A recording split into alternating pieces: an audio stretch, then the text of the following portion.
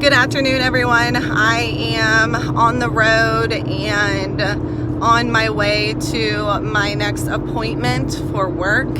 A lot of people have been asking me how my new adventure is going. And if you don't already know, or if you didn't watch my last video, I am going to be training for a fitness competition, which it's not just training, it's also feeding your body the right foods and whole foods and everything as well.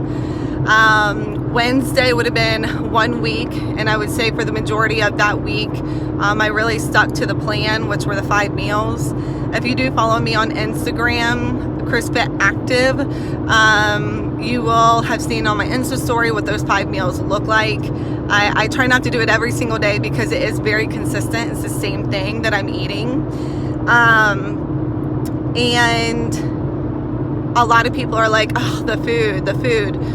And it's true. I mean, 1 week of eating like that, or just about 1 week, and I'll get to that here in a second. Just about 1 week of eating whole foods, your body feels amazing.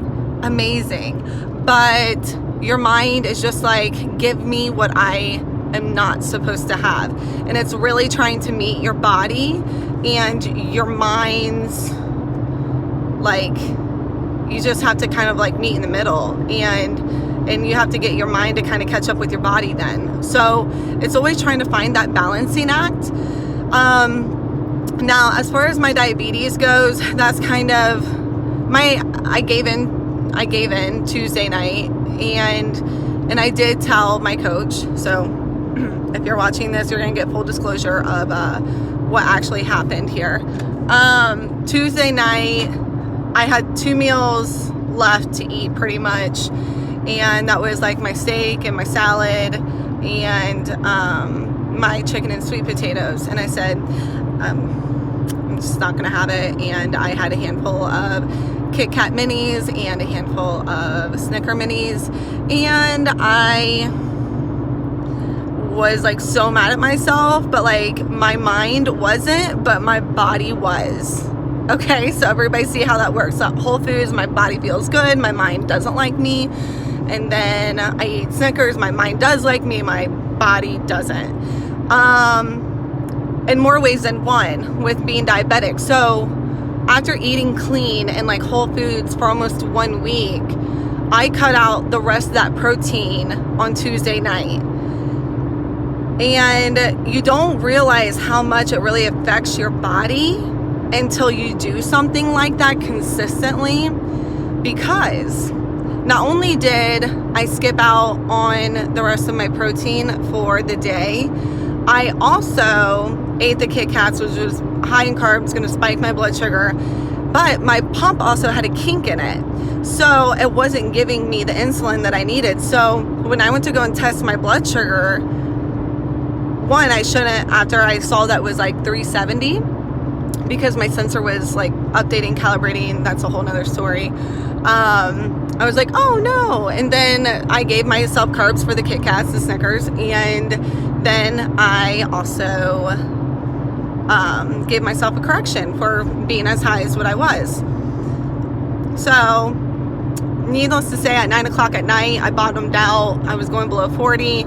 I had to drink apple juice, and then at that time I was just like, screw it, I'm gonna go ahead and shove more Snickers and Kit Kats down my throat, because it wasn't coming up with 55 grams of pure sugar from the apple juice that I was pumping into my body. My blood sugar looked good and stable, like there was no up arrows on my pump, until I woke up about 1 o'clock in the morning, and then my blood sugar was like 240, and I'm like, ugh, you have to be kidding me.